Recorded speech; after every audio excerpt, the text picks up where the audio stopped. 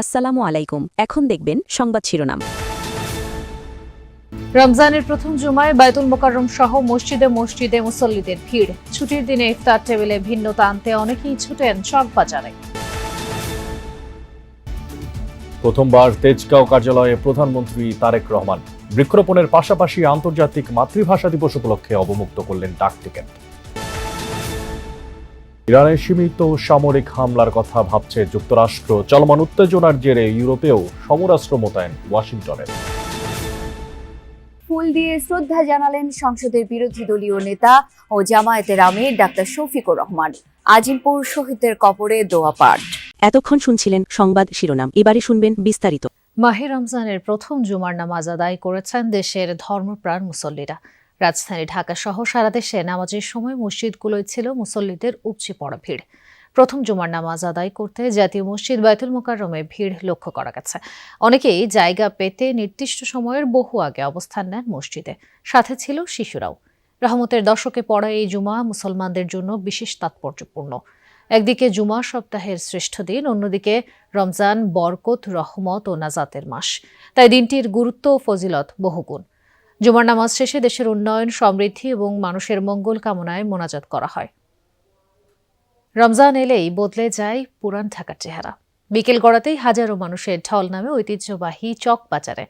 কয়েকশো বছরের ঐতিহ্য বুকে নিয়ে এখানকার ইফতার বাজার যেন রোজার এক আলাদা উৎসব।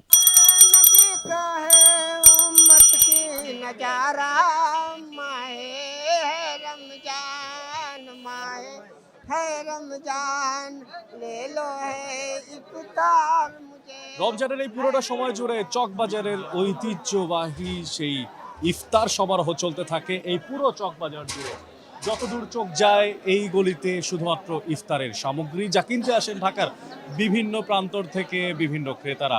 বিক্রেতারা বলছেন 400 বছরের এই ঐতিহ্য এখনো টিকে রয়েছে। দেখতে চাই কি কি সামগ্রী, ইফতার সামগ্রী এখনো পাওয়া যায় এই সমারোহে। रमजान माहे है रमजान ले लो है इफ्तार मुझे দোকানে দোকানে সাজানো বাহারি ইফতার, বোরহানি, কাচ্চি, শাহি জিলাপি, নানান রকম কাবাব আর ঐতিহ্যবাহী বড় বাপের পোলায় খায়। শুধু স্বাদ নয়, ঐতিহ্যের টানেই প্রতিদিন এখানে ছুটে আসেন হাজারো মানুষ। আজকে ফার্স্টে দেখছি তো আসতেছি, ভাবলাম যে একটা কিছু নিয়ে যাই, তো টেস্ট করে দেখি। আসলে এখানে তো সচরাচর আসা হয় না, তো ডিফারেন্ট কিছু টেস্ট করতে চাচ্ছি আর কি। সবাই বলে এটা অনেক ফেমাস, এই কারণে আসা। অন্য জায়গায় তো এত আইটেম পাবেন না, এখানে সবই ভালো। কাবাবগুলো অনেক মজা, তারপরে হচ্ছে সবাই মিলে একসাথে যে কিনার এই আনন্দটা অনেক বেশি ভালো লাগে। ব্যবসায়ীরা বলছেন 10 রমজানের পর কমতে থাকে ক্রেতার সংখ্যা। শাহী পরোটা, গরু, খাসি, মুরগি, চিকেন চাটনি, কোয়েল পাখি, ফালুদা, পেস্তা বাদামের শরবত। হয়তো 10 রোজা পর্যন্ত অনেক চাপ, তারপরে আস্তে আস্তে কমবে। প্রথমবার রাজধানীর তেজগাঁও কার্যালয়ে অফিস করছেন প্রধানমন্ত্রী তারেক রহমান। সকালে তেজগাঁও কার্যালয়ে গেলে অফিসের কর্মকর্তা কর্মচারীরা প্রধানমন্ত্রীকে স্বাগত জানান। মূল ভবনে প্রবেশের আগে সাবেক প্রধানমন্ত্রী বেগম খালেদা জিয়া সরকারের সময় দায়িত্ব পালনকারী কর্মকর্তা কর্মচারীদের সঙ্গে কুশলাদি বিনিময় করেন তিনি। এরপরে একটি স্বর্ণ চাপা ফুলের চারা কার্যালয়ে চত্বরে রোপণ করেন প্রধানমন্ত্রী। মহান আল্লাহর দরবারে শুকরিয়া আদায় করে বিশেষ মোনাজাত করেন তিনি। এদিকে মহান শহীদ দিবস ও আন্তর্জাতিক মাতৃভাষা দিবস 2026 উপলক্ষে ডাক টিকিট উন্মোচন করেন প্রধানমন্ত্রী তারেক রহমান।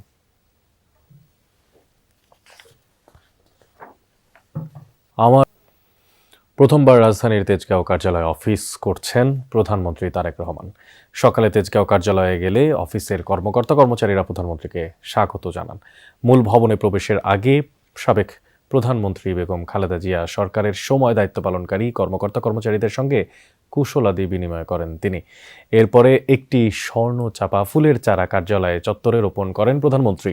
মহান আল্লাহর দরবারে শুকরিয়া আদায় করে বিশেষ মোনাজাত করেন তিনি। এদিকে মহান শহীদ দিবস ও আন্তর্জাতিক মাতৃভাষা দিবস 2026 উপলক্ষে ডাক টিকিট উন্মোচন করেন প্রধানমন্ত্রী তারেক রহমান।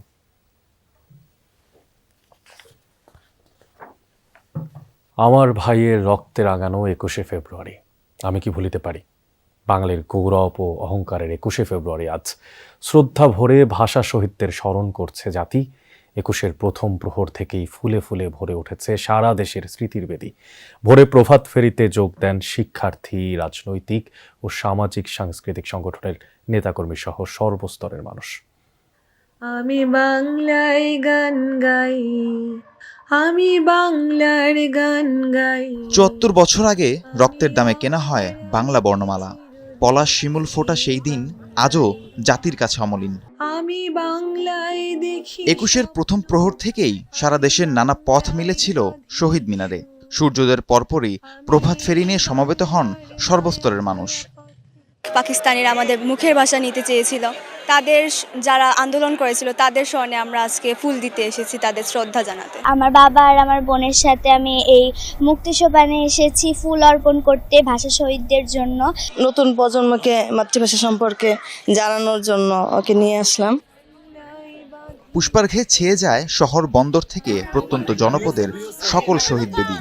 মাতৃভাষার জন্য অকাতরে প্রাণ বিলিয়ে দেয়া সূর্য সন্তানদের প্রতি কৃতজ্ঞতা জানান দেশবাসী। শোক ও গৌরবের এক অবিনশ্বর ইতিহাস 21শে ফেব্রুয়ারি। দিবসটি স্মরণে সরকারি বেসরকারি সব ভবনে ইরানের সাথে চলমান উত্তেজনার জেরে এবার ইউরোপেও সমরাস্ত্র মোতায়েন করেছে যুক্তরাষ্ট্র। আর পারমাণবিক চুক্তিতে বাধ্য করতে ইরানে সীমিত সামরিক হামলার বিষয়টি বিবেচনা করছে ওয়াশিংটন, মন্তব্য মার্কিন প্রেসিডেন্ট ডোনাল্ড ট্রাম্পের। আর অন্যদিকে যুদ্ধের বদলে কূটনৈতিক সমাধানে আগ্রহী ইরান জানিয়েছে দেশটির পররাষ্ট্রমন্ত্রী। ইরানের সাথে পরমাণু চুক্তি নিয়ে উত্তাপের জেরে এবার ইউরোপে সামরিক তৎপরতা বাড়ালো যুক্তরাষ্ট্র। কয়েকদিন যাবৎ যুক্তরাজ্য ও পর্তুগালের বিমান ঘাঁটিগুলোয় অত্যাধুনিক মার্কিন যুদ্ধবিমান অবতরণ করতে দেখা গেছে। ইউরোপ ও আফ্রিকার মাঝের কৌশলগত জলপথ জিব্রাল্টার প্রণালীতেও দেখা মিলেছে বিমানবাহী রণতরীর। প্রেসিডেন্ট ডোনাল্ড ট্রাম্পের কথায়ও মিলল ইরানে হামলার ইঙ্গিত। সাংবাদিকদের প্রশ্নের জবাবে জানান, পারমাণবিক চুক্তিতে তেহরানকে বাধ্য করতেই সীমিত সামরিক হামলার কথা বিবেচনা করছে ওয়াশিংটন। বেশ কয়েকটি সূত্র জানিয়েছে, অনুমোদন পেলে কয়েকদিনের মধ্যেই চালানো হতে পারে হামলা। প্রাথমিক টার্গেট সামরিক বা সরকারি স্থাপনা। আর ইউরেনিয়াম সমৃদ্ধকরণ কার্যক্রম বন্ধ না হলে আরও বিস্তৃত হতে পারে সামরিক অভিযান। পারমাণবিক কর্মসূচি নিয়ে সমঝোতায় পৌঁছাতে তেহরানের হাতে 10 থেকে 15 দিন সময়সীমাও বেঁধে দেন মার্কিন প্রেসিডেন্ট। অন্যদিকে হুমকি ধমকির মাঝে ঠান্ডা মাথায় কূটনৈতিক পরিস্থিতি সামাল দেওয়ার চেষ্টায় ইরান। দেশটির পররাষ্ট্রমন্ত্রী আব্বাস আরাকচি জোর গলায় বলেন, তাদের পারমাণবিক প্রোগ্রামের কোনো সামরিক সমাধান নেই, এর একমাত্র সমাধান কূটনীতি। আরও জানান, যুদ্ধ কিংবা কূটনীতি যে কোনো পরিস্থিতির জন্যই প্রস্তুত খামেনি প্রশাসন। আগামী 2-3 দিনের মধ্যে যুক্তরাষ্ট্র